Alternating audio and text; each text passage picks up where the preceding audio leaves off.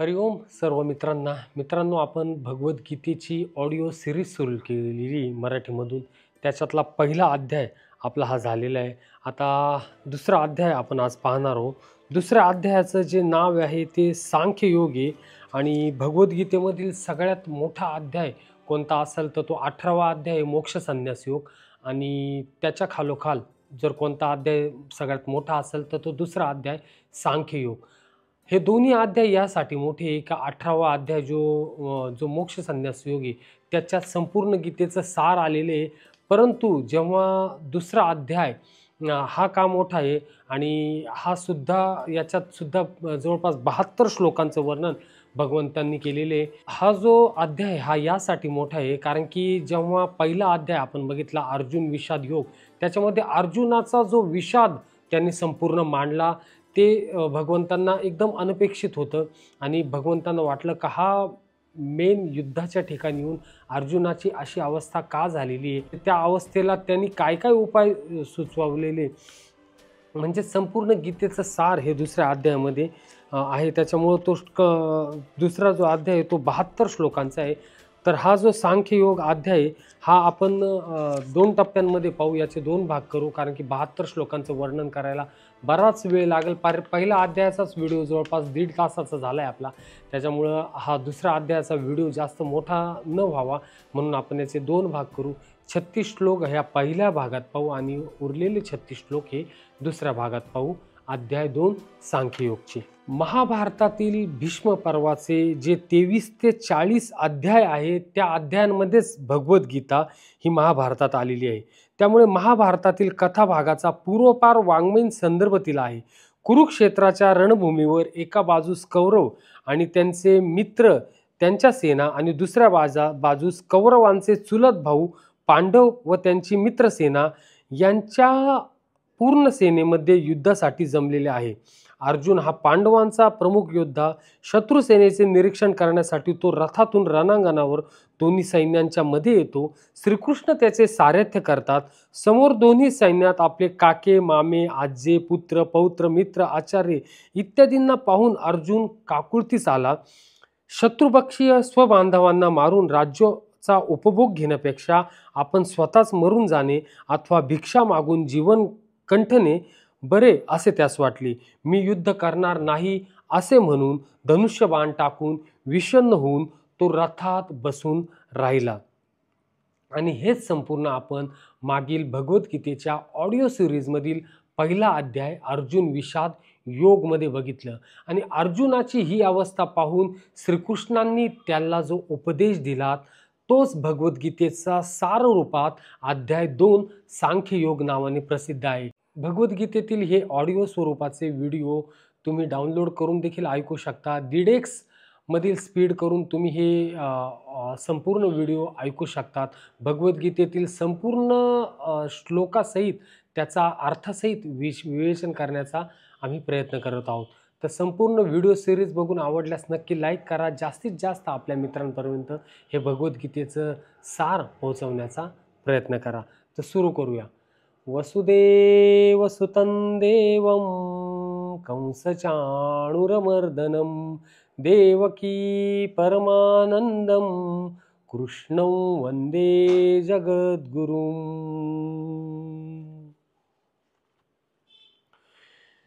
ओम श्री परमात्मने नमः. श्रीमद्भगवद्गीता अथ द्वितीयोऽध्यायः. संजय उवाच तं तथा कृपयाविष्टम् अश्रुपूर्णाकुलेक्षणं विषिदन्तमिदं वाक्यम् उवाच मधुसूदनः. संजय याने म्हटलेला पहिला श्लोक याच्यामध्ये संजय असं म्हणताय की अशा रीतीने करुणेने व्याप्त, ज्याचे डोळे आसवांनी भरलेले व व्याकुळ दिसत आहेत, अशा शोक करणाऱ्या अर्जुनाला भगवान मधुसूदन म्हणतात. मागच्या अध्यायात पाहिलं मित्रांनो आपण का अर्जुन विषाद योग त्याच्यामध्ये अर्जुनाची स्थिती कशी झाली.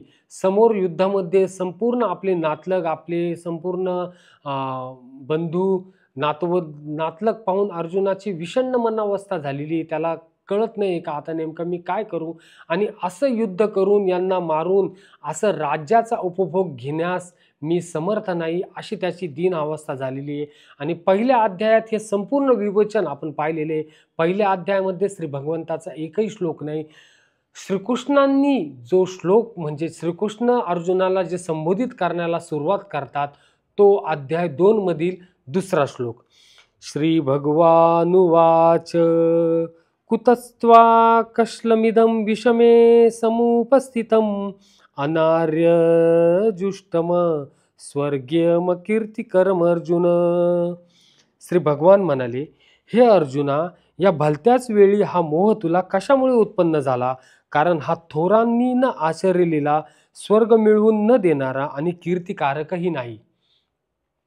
आपल्या ज्या आसुरी संपदा असतात मित्रांनो, आपले जे षड्रिपू सांगितलेले काम, क्रोध, मोह, मद, मत्सर, याच्यामधील मोह या रिपूचा सर्वात आधी उल्लेख भगवंतांनी या दुसऱ्या अध्यायामधील दुसऱ्या श्लोकात केलेला आपल्याला दिसून येतो. या श्लोकामध्ये पूर्ण पुरुषोत्तम भगवंताच्या उपस्थितीत अर्जुनाचा आपल्या नातलगांविषयीचा शोक हा निश्चितच अशोभनीय आहे. आणि म्हणूनच श्रीकृष्ण कुत म्हणजे कोठून या शब्दात आपले आश्चर्य व्यक्त करतात. आर्य म्हणून जाणल्या जाणाऱ्या सुशिक्षित समाजातील व्यक्तीकडून अशा प्रकारचे दौर्बल्य कधीच अपेक्षित नव्हते. आध्यात्मिक ज्ञानावर, जीवनमूल्यांवर आधारित असणाऱ्या समाजातील व्यक्तींनाच आर्य हा शब्द लागू पडतो. जीवनविषयक भौतिक संकल्पनेने पछाडलेल्या लोकांना जीवनाचे हे परम सत्य श्री विष्णू किंवा भगवान यांची प्राप्ती आहे याचे ज्ञान नसते. ते भौतिक जगाच्या बाह्यातकारी रूपाद्वारे आकर्षिले गेल्यामुळे त्यांना मुक्ती म्हणजे काय याचे ज्ञानच नसते. ज्या लोकांना भौतिक बंधनातून मुक्त कसे व्हावे याचे ज्ञान नसते त्यांना अनार्य असे म्हटले जाते. अर्जुन क्षत्रिय असूनही त्यांनी युद्ध करण्याचे नाकारल्यामुळे क्षत्रियांना नेमून दिलेल्या कर्तव्यांपासून तो भ्रष्ट होत होता. अशा प्रकारची भ्याड वृत्ती अनार्यांनाच शोभणारी होती. म्हणून भगवंतांनी त्यांना याच्यात अनार्य असं म्हटलेलं आहे. दुसऱ्या श्लोकामध्ये भगवंत अर्जुनावर क्रोधित स्वरूपात एकदम शब्दांचा बाणा करत आहेत. म्हणजे त्या श्लोकामध्ये अर्जुनाला असं एकदम क्रोधित होऊन म्हणत आहे. क्रोधित झालेले नाही, पण जे शब्द आपण वापरतो ते शब्द भगवंताचे एकदम धारदार शब्द आहे. त्यात असं म्हणतात, श्लोक 3, क्लैब्यमास्मगमः पार्थ नैतत्वयुपपद्यते क्षुद्रम हृदय दौर्बल्यम त्यक्त्वोत्तिष्ठ परंतप. म्हणून हे पार्था, षंडपणा पत्करू नकोस, हा तुला शोभत नाही. हे परंतपा, अंतःकरणाचा तुच्छ दुबळेपणा सोडून देऊन युद्धाला उभा राहा. याच्यामध्ये भगवंतांनी त्यांना अर्जुनाला षंड बोललेले का तू असा षंडपणा करू नकोस. अर्जुनाला या ठिकाणी पृथेचा पुत्र म्हणून संबोधण्यात आलेला आहे. पृथेचा पुत्र म्हणजे काय, तर श्रीकृष्णांचे पिता वासुदेव आणि त्यांची बहीण पृथा ही असल्यामुळे अर्जुनांचे आणि श्रीकृष्णांचे रक्ताचे नाते होते. जर एखाद्या क्षत्रियाचा पुत्र युद्ध करण्याचे नाकारत असेल तर ती केवळ नावापुरताच क्षत्रिय असतो, आणि जर एखादा ब्राह्मण पुत्र अपवित्र कार्य करीत असेल तर तो देखील नावापुरताच ब्राह्मण असतो. असे क्षत्रिय आणि ब्राह्मण म्हणजे पित्याचे अपात्र पुत्र होत. म्हणून अर्जुनाने याप्रमाणे अपात्र क्षत्रिय पुत्र होऊ नये अशी श्रीकृष्णांची इच्छा होती. अर्जुन हा श्रीकृष्णांचा अत्यंत जीवलग मित्र होता आणि श्रीकृष्ण रथावर प्रत्यक्षपणे त्याला मार्गदर्शन करीत होते.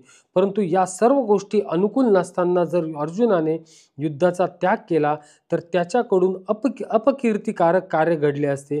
म्हणून श्रीकृष्ण म्हणतात की अर्जुनाच्या ठिकाणी अशा प्रकारची प्रवृत्ती असणे हे त्याच्यासारख्या व्यक्तीला शोभण्यासारखे नाही. याच दुसऱ्या श्लोकाचं ज्ञानेश्वरीमध्ये संत ज्ञानेश्वर असं वर्णन करतात की अर्जुना, अरे तू अगोदर असे पहा की या प्रसंगी तुला हे शोभते काय? तू कोण आहेस व हे काय करीत आहेस याचा अगोदर विचार कर. तुला काय झाले सांग बरे, कोणते कमी पडले, काय करण्याचे राहिले आणि दुःख कशा करता झाले? तू अनुचित गोष्टीकडे कधी लक्ष देत नाहीस व कधीही धीर सोडित नाहीस. तुझे केवळ नाव ऐकूनच अपयश लांब पळून जाते. तू शौर्याचा केवळ निधी व क्षत्रियांचा मुकुटमणी आहेस व तुझ्या शौर्याचा डंका त्रैलोक्यात गाजत आहे. तू युद्धात शंकरास जिंकिलेस. 3.5 कोटी निवातक कवच दैत्यांचा समूळ उच्छेद केलास आणि चित्ररथ गंधर्व दिकांशी युद्ध करून त्यांना आपले गावयास लावले. अर्जुना, तुझ्याशी तुलना करून पाहिल्यास हे त्रैलोक्यही अल्प दिसू लागले. तुझा पराक्रम इतका मोठा आहे, तोच तू आज वीरवृत्ती सोडून खाली तोंड घालून रडत बसला आहेस. अर्जुना, तू विचारी आहेस, तथापि करुणेने तू दीन होतोस. पण अरे, अंधकाराने सूर्याला कधी गिळून टाकले आहे का? सांग बरे. किंवा वाऱ्यास मेघाचे कधी भय वाटले आहे का? अथवा अमृतास कधी मरण आहे? किंवा लाकडाने कधी अग्नी गिळला आहे का? अथवा मिठाने पाणी कधी विरले आहे का? किंवा काळकूट विष हे दुसऱ्याच्या संगाने मेले आहे का? अशा रीतीने भगवंत अर्जुनाला त्याचं स्वस्वरूप जाणून देण्याचा प्रयत्न याच्यामध्ये करताय. अर्जुनाला जाणीव करून देत आहे की अर्जुना, तू एवढा महान पराक्रमी वीर शूर असून देखील तू रणांगणामध्ये असं शस्त्र टाकून देण्याचा निर्णय का करत आहेस? असा षंडपणा तू का करत आहेस? तर हे सर्व ऐकून अर्जुन भगवंतांना म्हणतात, अर्जुन उवाच कथम भीष्म महन् संख्ये द्रोणंच मधुसूदन इषुभिः प्रतियोत्स्यामि पूजार्हावरिसूदन. अर्जुन म्हणाले, हे मधुसूदना, युद्धात मी भीष्म पितामहांच्या आणि द्रोणाचार्यांच्या विरुद्ध बाणांनी कसा लढू? कारण हे अरिसूदना, ते दोघेही माझ्यासाठी पूज्य आहे. देवा, हे इतके काही बोलावयाला नको आहे. माझे काय म्हणणे आहे ते ऐका. या युद्धाविषयी आधी आपणच विचार करा. हे युद्ध नसून आमचे हातून मोठा दोष घडत आहे. यात प्रवृत्त झाल्यास मोठे नुकसान होईल असे दिसते. आम्हाला पूज्य जनांचा उच्छेद करण्याचा मोठा कठीण प्रसंग ओढवला आहे. असे पहा की माता पितरांची सेवा करावी, त्यांना सर्व प्रकारे सुखी ठेवावे असा धर्म आहे. असे असता उलट त्यांचाच आपण आपल्या हाताने वध कसा करावा? देवा, साधू संतांना नमस्कार करावा, घडेल तर त्यांची पूजा करावी. पण हे सोडून आपण आपल्याच मुखाने त्यांची निंदा कशी करावी? भीष्म व द्रोण यांविषयी तर माझे मन कळवळत आहे. देवा, ज्यांच्याविषयी आम्ही स्वप्नात देखील वैर धरू शकत नाही, त्यांचा प्रत्यक्ष घात कसा करावा? पुढे अर्जुन कंटिन्यू म्हणताय भगवंतांना, गुरून् हत्वा हि महानुभावान् श्रेयो भोक्तुं भक्ष्यमपीह लोके हर्त्वार्थ कामांसु गुरुनिहैव भुंजीय भोगान् हृदि प्रदिग्धान्. म्हणून या महानुभाव गुरुजनांना न मारता मी या जगात भिक्षा मागून खाणेही कल्याणकारक समजतो. कारण गुरुजनांना मारूनही या लोकात रक्ताने माखलेले अर्थ व कामरूप भोगच ना भोगावयाचे. देवा, समुद्र गंभीर आहे असे ऐकतो, पण त्याच्या उलट तो सुद्धा क्षुब्ध झालेला प्रत्यक्ष दिसतो. परंतु द्रोणाचार्यांच्या मनात क्षोभ उत्पन्न झालेला आम्हाला स्वप्नात देखील ठाऊक नाही. आभाळाला अंत नाही, पण त्याचेही माप करता येईल. परंतु द्रोणाचार्यांचे अंतःकरण इतके खोल आहे की त्यांचे प्रमाण कोणालाही कळत नाही. कदाचित अमृतही आंबेल किंवा कालगतीने वज्रही फुटेल, पण द्रोणाचार्यास क्रोध आणण्याचा प्रयत्न केला तरी देखील तो येत नाही. स्नेहाविषयी नेहमी आईचे उदाहरण देतात व ते खरे आहे, पण द्रोणाचार्यांच्या ठिकाणी मूर्तिमंत दया वसत आहे. अर्जुन म्हणतो, हे आचार्य म्हणजे दयेचा उगम, सर्व गुणांची खाण व विद्येचे अमर्याद सागरच आहेत. अशा प्रकारे हे सर्व श्रेष्ठ असून आम्हाविषयी तर पूर्ण कृपावंत आहे. तेव्हा यांचा घात करण्याचे मनात येईल तरी का? अशांना युद्धात मारून मग आपण राज्यसुख भोगावे ही गोष्ट माझ्या मनात प्राण गेला तरी येणार नाही. इतके हे कृत्य अवघड आहे. त्याच्यापेक्षा राज्य उपभोग श्रेष्ठ असतील तर असोत बिचारे, पण त्यापेक्षा भिक्षा मागणेच बरे.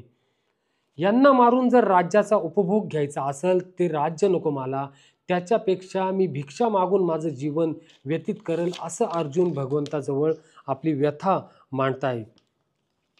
श्लोक 6 मध्ये अर्जुन बोलताय, न चैतदिद्वह कतरन्नु गरियो यद्वा जयेम यदि वा न जयेयुः यानेव हत्वा न जिजीविषामस् तेवा स्थिताः प्रमुखे धार्तराष्ट्राः. युद्ध करणे व न करणे या दोहोंपैकी आम्हाला काय श्रेष्ठ आहे हे कळत नाही, किंवा आम्ही त्यांना जिंकू की ते आम्हाला जिंकतील हेही आम्हाला माहीत नाही. आणि ज्यांना मारून आम्हाला जगण्याचीही इच्छा नाही तेच आमचे बांधव धृतराष्ट्रपुत्र आमच्या विरुद्ध उभे आहेत. नाहीपेक्षा देशत्याग करावा अथवा डोंगरदऱ्यात जाऊन राहावे, परंतु यांजवर आता शस्त्र म्हणून धरू नये. देवा, नवीन पाजळलेल्या बाणांनी त्यांच्या मर्मस्थानी प्रहार करून त्यांच्या रक्तात बुडालेले भोग आम्ही शोधित बसावे काय?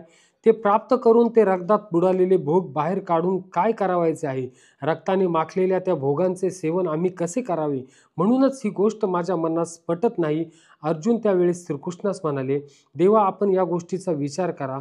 पण अर्जुनाचे हे भाषण ऐकून श्रीकृष्णास ठीक वाटले नाही. असे पाहून अर्जुन आपल्या मनात पुन्हा म्हणाला, देवा, माझ्या बोलण्याकडे आपण लक्ष का देत नाही? बाकी माझ्या मनात जे होते ते मी इथे सविस्तर सांगितले, परंतु यापेक्षा खरे काय तुम्हास माहीत आहे? हे पहा, ज्यांच्याशी आमचे वैर आहे, ही अक्षरे ऐकल्याबरोबर आम्ही प्राण सोडावे. तेच रणभूमीवर युद्ध करण्याकरता उभे आहेत, तर यांना मारावे किंवा सोडून निघून जावे, या दोहोंमध्ये चांगली गोष्ट कोणती हे आम्हास समजत नाहीये. कार्पण्य दोषोपहत स्वभाव पृच्छामि त्वां धर्म सम्मूढ चेतः यच्छ्रेयः सानिश्चितं ब्रूहि तन्मे शिष्यस्तेहं शाधिमान् त्वां प्रपन्नम्. करुणाव्याप्त दैन्यामुळे ज्याचा मूळ स्वभाव नाहीसा झाला आहे व धर्माधर्माचा निर्णय करण्याविषयी ज्याची बुद्धी असमर्थ आहे, असा मी तुम्हाला विचारित आहे. जे साधन खात्रीने कल्याणकारक आहे ते मला सांगा, कारण मी तुमचा शिष्य आहे. म्हणून तुम्हाला शरण आलेल्या मला उपदेश करा. जेव्हा मनुष्याचा अहंकार मित्रांनो पूर्ण विलीन झालेला असतो, तेव्हाच तो मनुष्य विद्या प्राप्त करण्यासाठी तयार झालेला असतो. जर आपल्या मनात अहंकार घेऊन आपण जेव्हा गुरूंजवळ जातो तेव्हा आपण अर्धवट असतो, परंतु जेव्हा आपण शून्य होऊन जातो, जेव्हा आपल्या मनात कोणतंच लक्ष नसतं, कोणतंच आपल्या मनामध्ये काहीच कशाविषयी भाव नसतो, आणि तेव्हा आपण गुरूंजवळ ज्ञान प्राप्त करतो, तेच खरं ज्ञान आपल्याला मिळतं. आणि अशा स्थितीमध्ये अर्जुन श्रीकृष्णांना प्रार्थना करतायत की हे गुरुदेव, ह्या द्विधा मनस्थितीमध्ये, ह्या परिस्थितीमध्ये तुम्ही मला उपदेश करा की काय योग्य आहे, काय अयोग्य आहे. नहि प्रपश्यामि ममापनुद्यात् यच्छेकमुच्छाषणमेन्द्रियाणाम् अवाप्य भूमा वसपत्न समृद्धहं राज्यं सुराणामपि चाधिपत्यम. कारण पृथ्वीचे शत्रुरहित व धनधान्य समृद्ध राज्य मिळाले किंवा देवांचे स्वामित्व मिळाले, तरी माझ्या इंद्रियांना शोषून टाकणारा शोक जो दूर करू शकेल असा उपाय मला दिसत नाही. अर्जुनाला कोणताच उपाय दिसत नाहीये. अर्जुन युद्धापासून पूर्ण विमुक्त झालेला आहे आणि पूर्ण शस्त्र टाकून भगवंतांना तो उपदेश करा, मला तुम्ही काहीतरी याच्यातून मार्ग सांगा, असं सांगत आहे. आणि याचंच वर्णन आता संजय धृतराष्ट्रांना सांगताय. संजय उवाच एवमुक्त्वा ऋषिकेशं गूढाकेश परन्तप न योत्स्यो इति गोविंदम उवक्त्वा तृष्णी बभुवः. संजय म्हणाले, हे राजा, निद्रेवर ताबा असलेल्या अर्जुनाने अंतर्यामी श्रीकृष्णाला एवढे बोलून मी युद्ध करणार नाही असे स्पष्टपणे सांगितले व तो गप्प झाला. युद्धभूमीवर काय परिस्थिती निर्माण झालेली आहे तेच संजय धृतराष्ट्रांना याच्यातून सांगताय. श्लोक 10. तमुवाच ऋषिकेशः प्रहसन्नीव भारत सेनयोरुभयोर्मध्ये विषिदन्तमिदं वचः. हे भरतवंशी धृतराष्ट्र महाराज, अंतर्यामी भगवान श्रीकृष्ण दोन्ही सैन्यांच्या मध्यभागी शोक करणाऱ्या त्या अर्जुनाला हसल्यासारखे करून असे म्हणाले. भगवंत श्रीकृष्णांना हसून उपदेश करत आहे. हसून उपदेश करत आहे म्हणजे भगवंतांना कीव येत आहे अर्जुनाची, अर्जुनाच्या त्या मनस्थितीची, अर्जुनाच्या ह्या अशा द्विधा झालेल्या परिस्थितीची. ज्याप्रमाणे एखादं लहान बाळ खेळणं खेळत असतात आणि एखादं खेळणं तुटतं तेव्हा त्याचा चेहरा एकदम केविलवाना होतो, रडवाना होतो, आणि आपण त्याच्याकडे पाहून स्मित हास्य करून म्हणतो का जाऊ दे, तुटलं तर तुटलं, आपण दुसरं खेळणं तुला आणून देऊ. त्याचप्रमाणे त्याच लहान बालकाप्रमाणे भगवंत अर्जुनाकडे पाहत आहे आणि स्मित हास्य करून आता पुढं ते भगवंत म्हणत आहे. श्री भगवानुवाच अशोचानन व शोचस्त्वं प्रज्ञावांदश्च भाषसे गतासु न गतांसुश्च नानुशोचन्ति पंडितः. श्री भगवान म्हणाले, हे अर्जुना, तू त्यांचा शोक करू नये अशा माणसांसाठी शोक करतोस आणि विद्वानांसारखा युक्तिवाद करतोस, परंतु ज्यांचे प्राण गेले आहेत त्यांच्यासाठी आणि ज्यांचे प्राण गेले नाहीत त्यांच्यासाठीही विद्वान माणसे शोक करीत नाही. माऊली म्हणतात, आज आम्ही म्हणजे श्रीकृष्ण अर्जुनाला म्हणताय, आज आम्ही हे एक आश्चर्यच पाहत आहोत. या युद्धसमयी हे अकस्मात काय आरंभिले आहेस?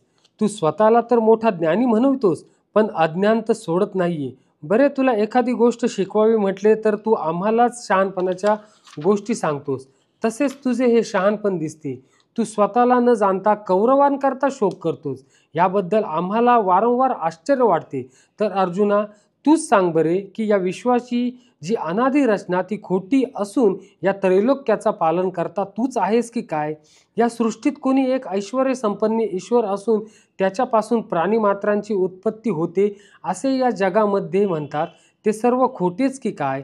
तर मग आता असे झाले म्हणायचे की जन्म मृत्यू तूच उत्पन्न केलेस, तेव्हा तूच जर त्यांचा नाश केला तरच ते नाश पावतील की काय?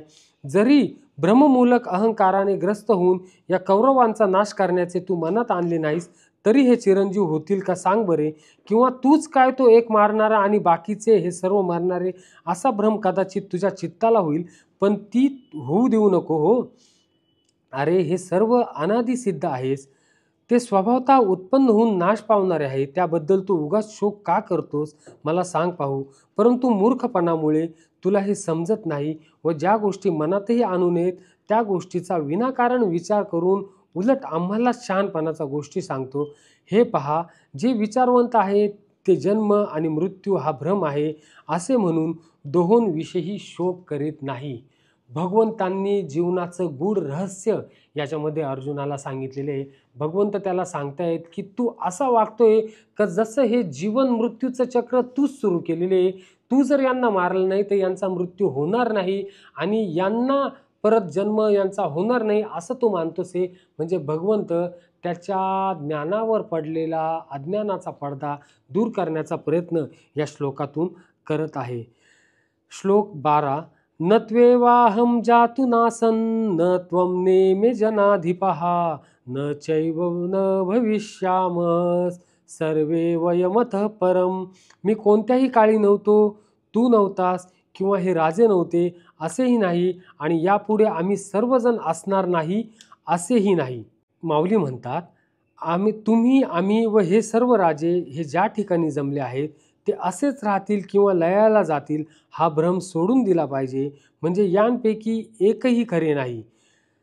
का म्हणशील तर उत्पत्ती किंवा नाश जे दिसतात ते मायेच्या योगाने, एरवी खरोखर आत्मा अविनाशीच आहे. ज्याप्रमाणे वाऱ्याने पाणी हलवले आणि ते तरंगाकार बनले तरी त्यात कोण कुठे उत्पन्न झाले असे म्हणता येईल. बरे, तेच वाऱ्याचे वाहने थांबले व पाणी स्वभावतः स्थिर झाले, तेव्हा आता यात कशाचा नाश झाला याचा विचार कर बघू. म्हणजे पाणी जेव्हा असतं, पाण्यामध्ये जर आपण एखादा खडा टाकला, त्या पाण्यामध्ये जेव्हा तरंग उठतात तेव्हा ते तरंग पाण्याचेच राहतात.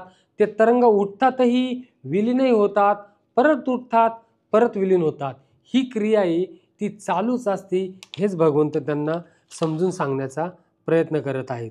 देहो देहिनोऽस्मिन्यथा देहे कौमारं यौवनं जरा तथा देहांत प्राप्तिर्धीर्स्तत्र न मुह्यति. ज्याप्रमाणे जीवात्म्याला या शरीरात बालपण, तारुण्य आणि वार्धक्य येते, त्याचप्रमाणे दुसरे शरीर मिळते. याविषयी धीर पुरुषांना मोह उत्पन्न होत नाही. शरीर तर एकच असते, पण वय परित्वे त्यात देखील भेद दृष्टीत पडतो. हे प्रत्यक्षच प्रमाण आहे. त्याच शरीरात आपल्याला बालपण दिसते, पुढे तेच बालपण तारुण्यात नाश पावते, परंतु त्या प्रत्येकाबरोबर शरीर काहीसे नाहीसे होत नाही. त्याचप्रमाणे असे पहा की आत्म्याच्या ठिकाणी अनंत शरीरे उत्पन्न होतात व नाश पावतात. असे जाणणारास मोहामुळे होणारे दुःख अनुभवावे लागत नाही. आता मी यामध्ये तुम्हाला मित्रांनो एक उदाहरण देतो. आपण जर नदी किनारी बसलेलो आहे, आपले पाय नदीमध्ये आपण असे बुडवून बसलेलो आहे आणि वाहतं पाणी आहे नदीचं, तेव्हा आपले पाय ज्या पाण्याला स्पर्श करताय ते पाणी एकच आहे का पाणी बदलत राहील? सांगा बरं तुम्ही. जर वाहतं पाणी आहे तर ते पाणी जे राहील ते पाणी सारखं बदलत राहील. म्हणजे आपल्या पायांना स्पर्श करणारं पाणी हे पुढं निघून जात जाईल आणि मागून येणारं नवीन पाणी आपल्या पायाला स्पर्श करत राहील आणि आपल्या शरीरात जो अखंड बदल होत आहे, पेशी ह्या क्षणाक्षणाला बदलत आहे, त्या पेशी देखील बदलत राहील. आपलं अवयव, आपले कातडे, अंगावरची त्वचा देखील बदलत राहील. म्हणजे वाहणारं पाणी देखील ते नाही आणि आपण जे पाय बुडून बसलेले ते पाय देखील ते नाही. हे सर्व काही अनित्य आहे. हेच तू समज. हेच भगवंत अर्जुनाला या श्लोकामधून समजून सांगताय. श्लोक 14.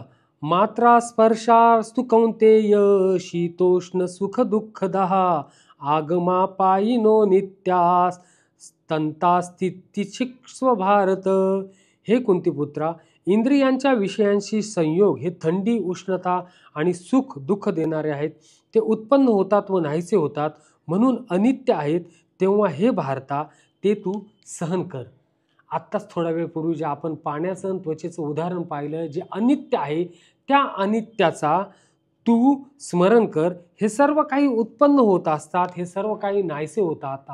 ज्याप्रमाणे झाडांना पालवी फुटते, पुन्हा गळती होते, नवीन पालवी फुटते, पुन्हा गळती होते, ही अखंड क्रिया चालू असते, ही अनित्य क्रिया चालू असते. तेच भगवंत याच्यामध्ये अर्जुनांना समजून सांगताय. इंद्रियांच्या आहारी जाणे हेच हे तत्व न कळण्याचे कारण आहे. इंद्रिया मनाला विषयोन्मुख करतात, ज्यामुळे ते संभ्रमित होतात. इंद्रिय विषय सेवन करतात, त्यामुळे सुखदुःखे निर्माण होतात. त्या आसक्तीमुळे ते विषय मनाला भ्रम पाडतात. ज्या शब्दाधिक विषयांच्या ठिकाणी एक स्थिती कधीच नसते, त्या वेळेनुसार सुख किंवा दुःख दोन्ही भासतात. आता शब्दांविषयीची व्याप्ती पहा, की जर कानांनी स्तुती ऐकली तर समाधान होते आणि त्याच कानांनी निंदा ऐकली तर द्वेष उत्पन्न होतो. आता मऊपणा व कठीणपणा हे स्पर्श या विषयाचे दोन फरक आहेत. ते त्वक इंद्रियांमुळे शरीराच्या संसर्गाने सुख व दुःखाला कारण होतात. तसेच भेसूर आणि सुरेख अशी दोन लक्षणे रूपविषयीची आहेत. ती डोळ्यांनी पाहिल्यावर दुःख व सुख उत्पन्न होते. त्याचप्रमाणे गंध विषयाचे सुगंध व दुर्गंध हे दोन फरक आहेत. हे घाणेंद्रियांद्वारे संतोष व असंतोष उत्पन्न करतात. त्याच प्रकारे दोन प्रकारचा रस आहे, जो प्रीती आणि त्रासही उत्पन्न करतो. म्हणून विषय संग हाच मुख्य स्वरूपापासून भ्रष्ट करणार आहे. असे पहा की जे इंद्रियाधीन होतात त्यांना शीतोष्णांची बाधा होऊन ते आपोआपच सुखदुःखाचे अधीन होतात. इंद्रियांची खोडच अशी आहे की या विषयांशिवाय त्यांना जगतात रम्य असे दुसरे काहीच वाटत नाही. विषय कसे आहेत याचा विचार केला तर मृगजळाप्रमाणे किंवा स्वप्नातील ऐश्वर्याप्रमाणे भासतात. तसे हे विषय अनित्य आहेत असा निश्चय कर आणि हे पार्था, यांची यत्किंचितही संगती न करता तू त्यांचा त्याग कर. आपले जे पंच कर्मेंद्रिय, पंच ज्ञानेंद्रिय हे कंटिन्यू विषयांमध्ये रममान झालेले असतात. त्या विषयांचा तू त्याग कर. डोळ्यांचा जो विषय आहे, म्हणजे जर एखादी चांगली गोष्ट आपण पाहिली, चांगलं निसर्गाचं सौंदर्य जर पाहिलं तर आपल्याला मोह उत्पन्न होतो. तेच दृश्य आपण सारखं पाहत राहावं असं आपल्याला वाटतं. त्याचप्रमाणे स्पर्श, त्वचेला जो स्पर्श इंद्रिय होतो, त्या स्पर्शाची जाणीव जर कधी चांगली वाटली तर तो स्पर्श होत राहावा. त्याच विषयाकडे मन गुंतलं जातं. जर गंधाचा विषय आला तर सुगंधित फुलाचा जर गंध आपल्याला प्राप्त झाला तर तोच गंध प्राप्त व्हावा, त्याच विषयात मन रमवावं असं वाटतं. परंतु कधी दुर्गंध आला तर तो गंध आपल्याला नकोसा होतो, त्याच्यामध्ये मन रमत नाही. त्याच्यामुळे तू ह्या विषयांना जाणून घे, त्या अनित्याचं तू स्मरण कर. असंच भगवंत ह्या विषयांपासून उत्पन्न होणाऱ्या मोहाचा तू त्याग कर. हेच भगवंत श्लोक 14 मध्ये सांगताय. श्लोक 15. यं हि न व्यथयन्ते ते पुरुषं पुरुषर्षभ समदुःख सुखम धीरम सोमृतत्वाय कल्पते. कारण हे श्रेष्ठ पुरुषा, सुखदुःख समान मानणाऱ्या जे धीर पुरुषाला ह्या इंद्रियांच्या विषयांशी संयोग व्याकळ करत नाही, तो मोक्षाला योग्य ठरतो. म्हणजेच जो पुरुष या विषयांच्या स्वाधीन होत नाही त्याला सुख व दुःख ही दोनही प्राप्त होत नाहीत आणि गर्भवासाची संगती घडत नाही. अर्जुना, जो या विषयांच्या पासात सापडत नाही तोच अविनाशी आहे असे तू निशंकपणे समज. श्लोक 16. हा खरोखर फार महत्त्वपूर्ण श्लोक आहे मित्रांनो. अध्याय 2 मधला, नासतो विद्यते भावो ना भावो विद्यते सतः उभयोरपि दृष्टोंतस तत्त्वनयोस्त्वतत्वदर्शिभिः. असत वस्तूला अस्तित्व नाही आणि सत वस्तूचा अभाव नसतो.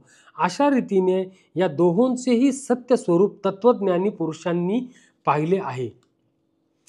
माऊली म्हणतात की ज्ञानी लोक ह्या जगांमध्ये सर्व व्यापक असे एक गूढ चैतन्य आहे ते जाणतात. त्याचेच ग्रहण तत्वज्ञ संत करतात. ज्याप्रमाणे पाण्यामध्ये मिसळलेले दूध राजहंस अगदी वेगळे करतो, अथवा सोनार अशुद्ध सोने अग्नीत घालून ताव देऊन शुद्ध सोने अगदी निराळे काढून घेतो, किंवा दही कौशल्याने घुसळल्यानंतर शेवटी जसे लोणी निघालेले दृष्टीस पडते, अथवा धान्य वाऱ्यावर धरून पाखडल्यावर ज्याप्रमाणे धान्य खाली राहून फाले उडून जातात, त्याचप्रमाणे विचारांच्या अंती मनातील विषय सहजच नाहीसे होतात आणि मग ज्ञानीपुरुषाला विचार करण्यासाठी फक्त तत्व अर्थात ब्रह्मच उरते. म्हणून अनित्याच्या ठिकाणी त्यांचा सत्यभाव नसतो, कारण नित्य आणि अनित्य या दोहोंचाही निर्णय त्यास अवगत असतो. श्लोक 17. अविनाशी तु तद्विद्वी येन सर्वमिदं ततं विनाशमव्ययस्यायस्य न कश्चित कर्तुमर्हति. ज्याने हे सर्व जग दिसणाऱ्या सर्व वस्तू व्यापल्या आहेत त्याचा नाश नाही, हे तू लक्षात ठेव. त्या अविनाशीचा नाश कोणीही करू शकत नाही. तू सारासार विचार करून त्यातील असारता हा भ्रम आहे असे पहा. सार हे स्वभावतः नित्य आहे असे समज. हा त्रैलोक्याचा आकार ज्याचा विस्तार आहे त्याच्या ठिकाणी नाम, रंग, रूप ही लक्षणे नाहीत. तो सदैव सर्व व्यापक असून जन्म मरणातीत आहे. त्याचा जरी नाश करू म्हटले तरी तो कोणी सुद्धा करू शकणार नाही. आता याच्यात मी उदाहरण देतो मित्रांनो. जर लाकडापासून आपण टेबल बनवला, खुर्ची बनवले, डायनिंग टेबल बनवला, तर त्याचं जे मूळ तत्व आहे ते लाकूड ते तसंच राहणार आहे. त्याचं फक्त रूप वेगळं वेगळं बदलेल, त्याचं नाव वेगळं वेगळं होईल. लाकडापासून जो टेबल बनवू त्याला आपण टेबल म्हणू, खुर्ची बनवू त्याला आपण खुर्ची बनवू, परंतु जे मूळ तत्व आहे त्याला आपण लाकूडच म्हणू. त्याचप्रमाणे मातीपासून जर मडकं बनवलं तर त्या मडक्यात देखील मातीच राहील आणि माती हे मूळ तत्व राहील. हेच भगवंत याच्यामध्ये त्यांना सांगतायत. श्लोक 18. अंतवंत इमे देहा नित्यसोक्ता शरीरिणः अनाशीनो प्रमेयस्य तस्माद्युध्यस्व भारत. या नाशरहित मोजता न येणाऱ्या नित्य स्वरूप जीवात्म्याची ही शरीरे नाशिवंत आहे असे म्हटले गेले आहे. म्हणून हे भरतवंशी अर्जुना, तू युद्ध कर. माऊली म्हणतात, हे अर्जुना, तू देहाचा अभिमान धरून व शरीरावर दृष्टी ठेवून मी मारणार आहे आणि हे कौरव मरणारे आहे असं म्हणत आहे. परंतु हे अर्जुना, त्यातील तत्वार्थ तुला कळत नाही. जर योग्य विचार करशील तर तू मारणारा नाहीस व ते मरणारेही नाहीस. ज्याप्रमाणे स्वप्नातील गोष्टी स्वप्नातच खऱ्या भासतात, परंतु जाग्या झाल्यावर पाहावे तर काही एक नसते, त्याचप्रमाणे हे सर्व तू माया समज. तू व्यर्थ भ्रमात सापडू नकोस. श्लोक 19. य एनं वेत्ति हंतारं यश्चैन्यं मन्यते हतं उभौ तौ नो विजानीतो नायम हंति न हन्यते. जो या आत्म्याला मारणारा असे समजतो तसेच जो हा आत्मा मेला असे मानतो ते दोघेही अज्ञानी आहे. कारण हा आत्मा वास्तविक पाहता कोणाला मारत नाही आणि कोणाकडून मारला जात नाही. जे आपण आधी बोललो त्याच विषयीचं आता हे वर्णन या श्लोकात आहे. श्लोक 20. य एनं वेत्ति हंतारं यश्चैनं मन्यते हतं उभौ तौ नो विजानीतो नायम हंति न हन्यते.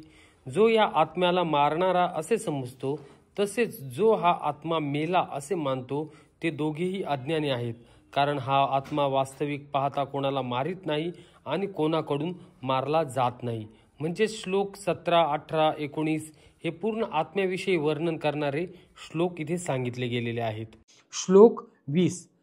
न जायते म्रियते वा कदाचिदन नान्नायं भूत्वा भविता वा न भूयः अजो नित्य शाश्वतोऽयं पुराणो न हन्यते हन्यमाने शरीरे.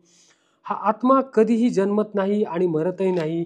तसेच हा एकदा उत्पन्न झाल्यावर पुन्हा उत्पन्न होणार नाही, कारण हा जन्म नसलेला नित्य सनातन आणि प्राचीन आहे. शरीर मारले गेले तरी हा मारला जात नाही. अर्जुना, आत्मा अविनाशी आहे असे न जाणता तो नाशवंत आहे असे तू मानलेस तरी देखील तुला दुःख करण्याचे कारण नाही. कारण गंगेच्या पाण्याचा प्रवाह ज्याप्रमाणे अविच्छिन्न असतो, त्याचप्रमाणे उत्पत्ती, स्थिती आणि लय या तिन्ही अवस्थेत आत्मा अखंड व नित्य असतो. ते गंगेचे पाणी उगमाच्या ठिकाणी अखंड असते, पुढे ते सागराला जाऊन मिळते आणि जात असताना मध्ये वाहत्या प्रवाहातील ते पाणी जसे पाणीच दिसते, त्याचप्रमाणे प्राणीमात्रास उत्पत्ती, स्थिती व लय ही तीनही नेहमी सारखीच असते. त्याचा प्रवाह अखंड राहतो असे समज. म्हणून तुला यातील कोणाकरिताच दुःख करू नकोस, कारण स्वभावतःच हा असा अनादिसिद्ध सृष्टिक्रम आहे. हे तुझ्या मनाला पटत नसेल तर प्राणी मात्र जन्ममरणाच्या अधीन आहेत असे पाहून तरी यातील कोणाविषयीच तुला दुःख करण्याचे कारण नाही. हे जन्म मृत्यू अटळ आहेत असे तू समज. श्लोक 21. वेदविनाशिनं नित्यं येनमजमव्ययं कथंस पुरुष पार्थ कंघातयति हंतिकम. हे पार्था, जो पुरुष हा आत्मा नाशरहित, नित्य व न जन्मणारा व न बदलणारा आहे हे जाणतो, तो कोणाला कसा ठार करविल किंवा कोणाला कसा ठार करील, तूच सांग बरे. श्लोक 22. वासांसि जीर्णानि यथा विहाय नवानि गुह्णाति नरोपराणि तथा शरीराणि विहाय जीर्णान् अन्यानि संयाति नवानि देही.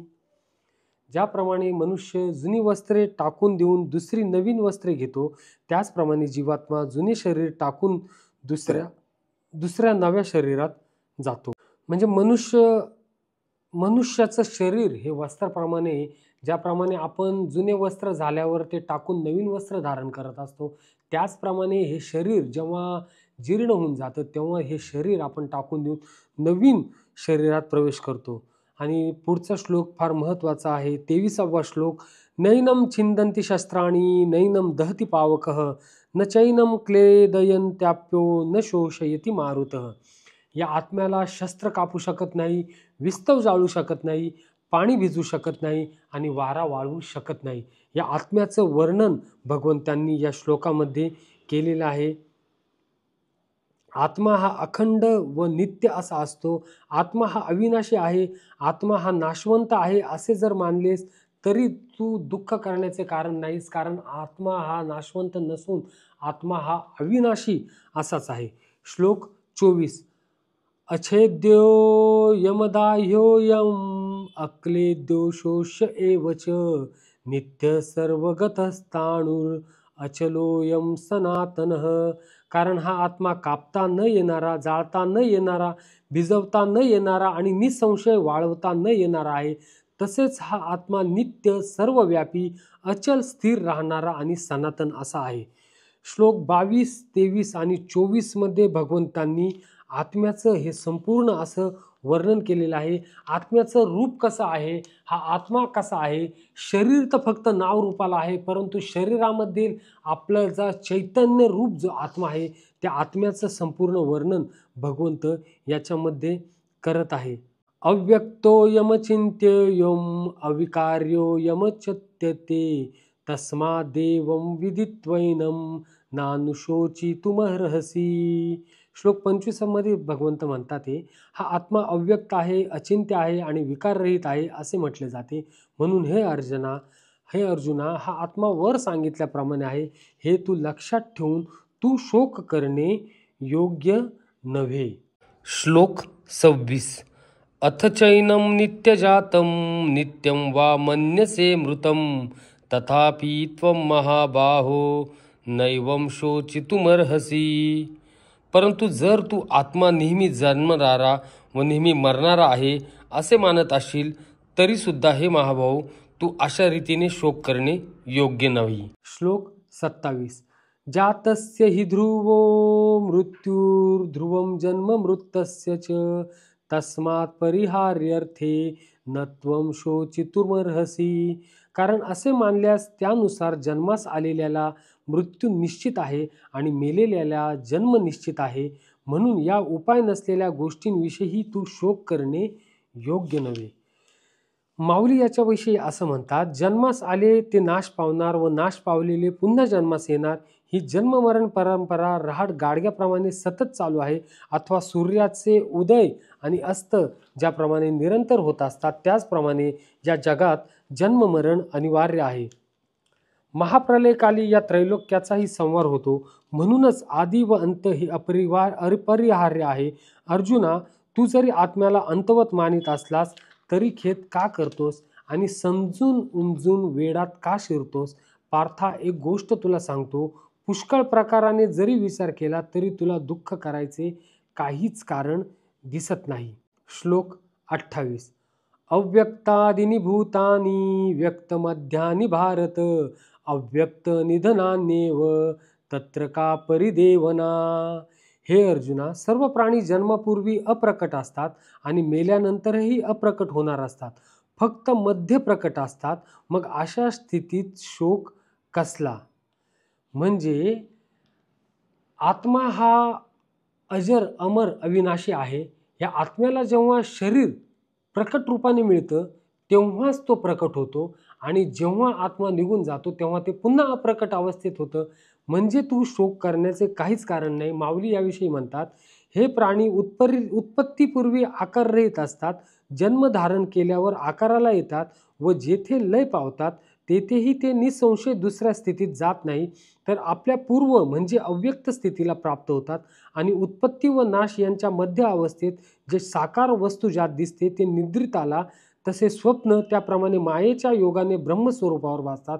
किंवा वाऱ्याने हलविलेले पाने जसे लाटांच्या आकाराने भासते किंवा सुवर्णाच्या ठिकाणी अलंकाराचा आकार व्यक्त होतो, त्याचप्रमाणे हे सर्व साकार जग मायेने उत्पन्न झाले आहे असे समज. ते कसे? याचे उत्तर, जे मुळातच नाही त्याबद्दल तू का रडतोस? अक्षय असे जे एक ब्रह्म, त्याकडे तू लक्ष दिले पाहिजे.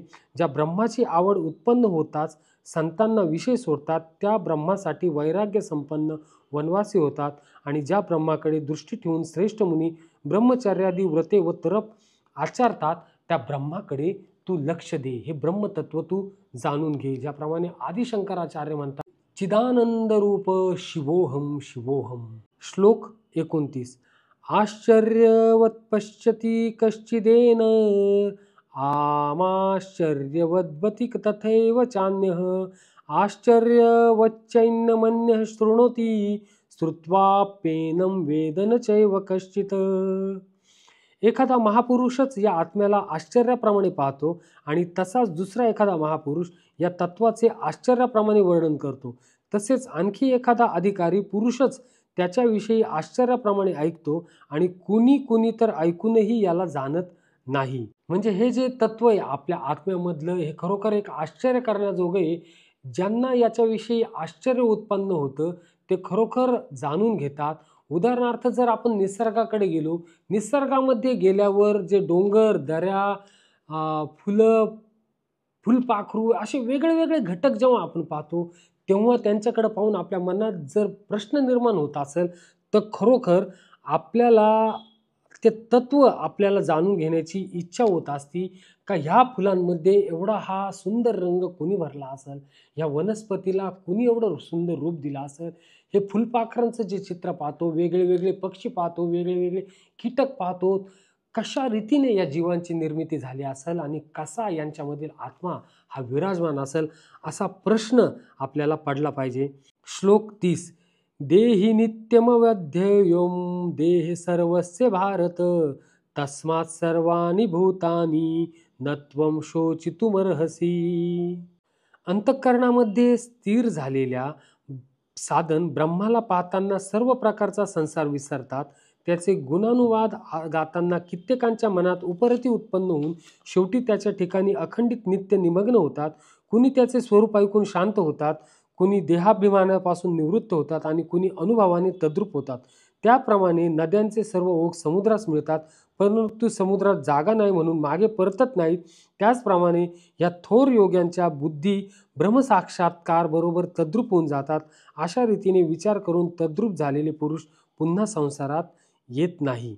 अर्जुना, हे सर्वत्र जे देहात व्यापलेले आहे व ज्याचा घात करायचे असे ठरवले तर तो होत नाही, असे एक चैतन्य जगद्रूप आहे असे तू पहा.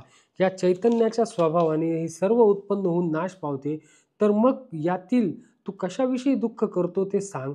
तुझ्या मनाला हे का पटत नाही हे मला समजत नाही, परंतु एकंदरीत असे दुःख करणे अनेक प्रकारे अनुचितच आहे. श्लोक 31. स्वधर्ममपि चावेक्ष न विकंपितुमर्हसि धर्माद्भियुधाच्छेयोन् क्षत्रियस्य न विद्यते. तसेच स्वतःचा धर्म लक्षात घेऊनही तू भीता कामा नये, कारण क्षत्रियाला धर्माला अनुसरून असलेल्या युद्धाहून दुसरे कोणतेही कल्याणकारक कर्तव्य नाही. माऊली म्हणतात, अरे अर्जुना, अजूनही तू का विचार करीत नाहीस? हे तू काय घेऊन बसला आहेस? ज्या स्वधर्माने मनुष्य तरतो त्याला तू अगदी का विसरलास? असे समज की ह्या ठिकाणी ह्या कौरवांचे भलतेच काही झाले किंवा तुझे कमी जास्त झाले अथवा सगळे जग नाहीसे झाले तरी स्वधर्म म्हणून जो एक आहे तो सर्वथा त्याज्य नाही. त्याचा त्याग केल्यावर तुझ्या या कृपाळूपणाने तू तरला जाशील काय? अर्जुना, तुझे मनात जरी दया उत्पन्न झाली आहे तरी ह्या युद्धप्रसंगी अयोग्य आहे. असे पहा की गायीचे दूध उत्तम असले तरी ते नवज्वराच्या मनुष्याला दिले तर ते विषव्रत होते. त्याचप्रमाणे भलत्याने भलतेच म्हणजे ब्राह्मणाने क्षत्रिय देकांच्या कर्माचे किंवा क्षत्रियांनी ब्राह्मणांच्या कर्माचे आचरण केले तर त्याच्या हिताचा नाश होतो. म्हणून तू आता सावध हो. श्लोक 32. यदृच्छया चोपपन्नं स्वर्गद्वारमपावृतं सुखिनः क्षत्रियाः पार्थ लभन्ते युद्धमीदृशम्. हे पार्था, आपोआप समोर आलेले उघडलेले स्वर्गाचे दारच असे हे युद्ध भाग्यवान क्षत्रियांनाच लाभते. म्हणून माऊली पण याचं वर्णन असं करतात. म्हणून हे अर्जुना, हे युद्ध म्हणजे तुमचे पूर्वजन्माचे भाग्य समज अथवा सर्व धर्माचा ठेवाच प्रकट झाला आहे असे म्हण. अरे याला काय युद्ध म्हणावे? हा तर तुमच्या प्रतापाने मूर्तिमंत स्वर्गच तुम्हा पुढे युद्धरूपाने उभा राहिला आहे. किंवा तुझ्या गुणांचा लौकिक ऐकून तुझवर अतिशय आसक्त झाल्यामुळे हा कीर्तिरूप स्त्रीच तुला वरण्यास आलेली आहे. जांभईसाठी तोंड पसरले असता त्यांचा अकस्मात अमृत पडावे त्याचप्रमाणे तुला युद्धप्रसंग तुला प्राप्त झालेला आहे. म्हणजे तुला युद्धाचं हे कारण झालेलं आहे, त्याचा तू योग्य असा लाभ करून घे. ज्याप्रमाणे आपण जांभळी देताना तोंड उघडतो, आ करतो आणि आ म्हटल्यावर अमृत तोंडात पडावं, तसंच हा युद्धाचा क्षण तुझ्या जीवनात आलेला आहे. त्याला तू नाकारू नकोस. अथ चेत्त्वमिमं धर्म्यं संग्रामं न करिष्यसि ततस्त्वधर्मं कीर्तिं च हित्वा पापमवाप्स्यसि. परंतु जर तू हे धर्मयुक्त युद्ध केले नाहीस तर स्वधर्म आणि कीर्ती गमावून पापाला जवळ करशील. आता असे हे युद्ध सोडून भलत्या गोष्टीचे दुःख करीत बसलास तर आपले आपणच नुकसान करून घेतल्यासारखे होईल. ह्या रणंगारात जर तू आज शस्त्र टाकून दिलेस तर पूर्वजांनी संपादित केलेली कीर्ती घालवशील असे होईल. इतकेच नव्हे तर तुझ्या कीर्तीचाही नाश होईल व सर्व जग तुझी निंदा करील आणि अनेक मोठाले दोष तुला शोधित येतील. त्याप्रमाणे विधवा स्त्री पदोपदी अपमान पावते, त्याचप्रमाणे स्वधर्महीन माणसाची दशा होते. किंवा युद्धभूमीवर पडलेल्या प्रेताला ज्याप्रमाणे गिधाडे फाडतात त्याचप्रमाणे स्वधर्महीन मनुष्याला महादोष व्यापून टाकतात. जर तू युद्ध नाही केलं तर काय काय परिणाम घडतील याचंच वर्णन भगवंतांनी याच्यामध्ये केलेलं आहे. श्लोक 35. भयाद्रणदुपरतं मत्स्यन्त्यं त्वां महारथाः येषां च त्वं बहुमतो भूत्वा यास्यसि लाघवम्. शिवाय ज्यांच्या दृष्टीने तू आधी अतिशय आदरणीय होतास त्यांच्या दृष्टीने आता तुच्छ ठरशील, ते महारथी तुला भिवून युद्धातून काढता पाय घेतला असे मानतील. माऊली म्हणतात, एवढ्या करता जर तुला क्षत्रिय धर्माचा त्याग करायचा असेल, जर तुला पाप करायचं असेल तर हे तुला पापासमानच होईल आणि कल्पनापर्यंतही या अपयशाचा डाग तुला धुतला जाणार नाही. जोपर्यंत अपकीर्ती झाली नाही तोपर्यंत ज्ञात्याने जगावे असे असता तूच सांग. आता या युद्धातून कसे परत जावे? या युद्धातून तू दयाळू अंतःकरणाने व मत्सरहित परत फिरलास तरी या सर्वांना काही ती गोष्ट खरी वाटणार नाही. हे कौरव तुला चोहींकडून घेरतील व तुझ्यांवर बाणांचा मारा करतील पार्था. मग त्या प्रसंगी ह्या तुझ्या दयाळूपणाने तुझी सुटका होणार नाही.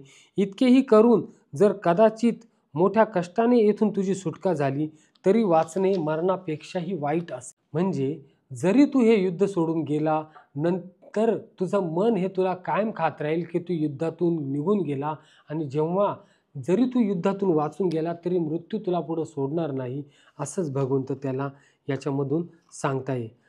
श्लोक 36. अवाच्यवादांश बहुन्विदिष्यन्ति तवाहिताः निंदन्तस्तव सामर्थ्यं ततो दुःखतरं न किं. तुझे शत्रू तुझ्या सामर्थ्याची निंदा करीत तुला पुष्कळसे नको नको ते बोलतील. याहून अधिक दुःखदायक काय असणार आहे? माऊली म्हणतात की शत्रू तुला असे म्हणतील, गेला रे गेला, अर्जुन आम्हाला भिवून पळून गेला. अरे असा हा तुझ्यावर आलेला लोक अपवाद चांगला का? धनुर्धरा पाहिजे तितके प्रयत्न करून किंवा प्रसंगी प्राणही खर्ची करून लोक जी कीर्ती मिळवतात ती आभाळाप्रमाणे अनुपमेय व निष्प्रतिबंध कीर्ती मिळवण्याची संधी अनासायासे तुला मिळाली आहे. तुझी ही कीर्ती अमर्यादा असून तुझे गुणही उपमारहित आहे. अशा तिन्ही लोकात ख्याती तुझी प्राप्त आहे. देशांतरीचे राजे रजवाडे स्तुतीपाठक होऊन तुझी कीर्ती गातात. ते ऐकून यमादिक देखील तुला भीतात. त्या कीर्तीचा महिमा गंगेच्या पाण्याप्रमाणे निर्मळ व गहन आहे, आणि तो ऐकून जगातील मोठ्या मोठ्या योद्ध्यांना कीर्ती संपादन करण्याचा मार्ग सापडलेला आहे. महाभारताचं युद्ध होण्याच्या आधी अर्जुनाचं जे वर्णन आपण महाभारतामध्ये ऐकतो मित्रांनो, ते एकदम कीर्तिवान आहे. अनेक युद्धांना सामोरे जाऊन अर्जुनाने अनेकांना पराजित केलेला आहे. आणि अशा कीर्तिवान यशस्वी अर्जुन जर ह्या युद्धक्षेत्रातून पळून गेला तर तुझ्या मागे पुढे तुझ्यापेक्षा जे कमजोर वीर आहे ते तुला अपमानित करतील, तुला मागं पुढे नावं ठेवतील, असंच भगवंत या श्लोकातून सांगत आहे. श्लोक 37. हतो वा प्राप्स्यसि स्वर्गम जित्वा वा भोक्ष्यसे महिम तस्मादुत्तिष्ठ कौंतेय युद्धाय कृतनिश्चयः. युद्धात तू मारला गेलास तर स्वर्गाला जाशील, अथवा युद्धात जिंकलास तर पृथ्वीचे राज्य भोगशील. म्हणून हे अर्जुना, तू युद्धाचा निश्चय करून उभा राहा. माऊली म्हणतात की ह्या रणांगणामध्ये युद्ध करताना तू मेलास तर स्वर्गसुख भोगशील. आणि अर्जुना, याबद्दल आता विचार करीत बसू नकोस, तर उठ आणि हातात धनुष्य घेऊन युद्धात सिद्ध हो. पहा, स्वधर्माचे आचरण केले तर असलेले दोष नाश पावतात, असे असून त्याच्यापासून पातक लागेल. हा भ्रम तुझ्या मनात कुठून उत्पन्न झाला? तूच सांग की कधी नाव कधी बुडेल का? त्याप्रमाणे चांगल्या रस्त्याने जाणारा कधी ठेच लागून पडेल का? परंतु ज्याला चालता येत नाही तो मात्र कदाचित ठेच लागून पडण्याचा संभव आहे. दूध प्यायल्याने मरण येणार नाही, परंतु विषाबरोबर सेवन केल्यावर ते सेवन करणारा मरेल. त्याचप्रमाणे फळाच्या आशेने स्वधर्माचे आचरण केल्यास मात्र दोष लागतील. म्हणून अर्जुना, निष्काम होऊन क्षत्रिय धर्माने तू युद्ध कर, म्हणजे पातकाचा लेशही तुला लागणार नाही. सुखदुःखे समे कृत्वा लाभालाभौ जया जयो ततो युद्धाय युज्यस्व नैनं पापमवाप्स्यसि. जय पराजय, फायदा तोटा, सुख दुःख समान मानून युद्धाला तयार हो. अशा रीतीने युद्ध केलेस तर तुला पाप लागणार नाही. सुख प्राप्त झाले म्हणून आनंद मानू नये, दुःख प्राप्त झाले म्हणून खेद मानू नये, आणि मनात लाभ किंवा अलाभ धरू नये. ह्या रणांगणावर आपल्याला विजय मिळेल किंवा आपण मरू, ह्या पुढील गोष्टीचा अगोदरच विचार करीत बसू नको. योग्य अशा स्वधर्माने वागत असताना जे बरे वाईट होईल ते निमूटपणे करावे. अशा रीतीने मनाचा निश्चय केला म्हणजे सहज दोष घडतील. म्हणून निश्चयाने युद्धास तू आरंभ कर. श्लोक 39. एषा ते विहिता सांख्ये बुद्धिर्योगे त्विं शृणु बुद्ध्या योक्तो यया पार्थ कर्मबंधं प्रहास्यसि. म्हणून हे पार्था, हा विचार तुला ज्ञानयोगाच्या संदर्भात सांगितला, आणि आता कर्मयोगाविषयी ऐक. ज्या बुद्धीने युक्त झाला असता तू कर्माचे बंधन चांगल्या प्रकारे तोडून टाकशील. म्हणजे श्लोक 39 पर्यंत भगवंतांनी जे सांख्ययोग हा जो दुसरा अध्याय आहे, याच्यामध्ये अर्जुनाला जे ज्ञान सांगितलेले आहे ते संपूर्ण ज्ञानाच्या मार्फत सांगितलेले आहे. संपूर्ण ज्ञानयोग भगवंतांनी श्लोक 39 मध्ये वर्णित केलेले आहे आणि अजून हा अध्याय पुढे 72 श्लोकापर्यंत आहे. तर 40 ते 72 पर्यंत भगवंतांनी अर्जुनाला भक्तियोग कसा आहे आणि तो कर्मयोग कसा आहे आणि तो कर्मयोगाच्या माध्यमातून कर्माची बंधने कशी तू दूर सारून या युद्धाला प्राप्त करशील, या युद्धाला कसं सामोरं जाशील, कसं तू निष्काम कर्म करशील, हे भगवंतांनी याच्यामध्ये पुढे सांगितलेलं आहे. तर आपण श्लोक 40 ते 72 हे अध्याय 2च्या सांख्ययोगमधील भाग 2 मध्ये बघूया. हरि ओम तत्सत. ओम शांती शांती शांती. श्रीकृष्णार्पण नमस्तु.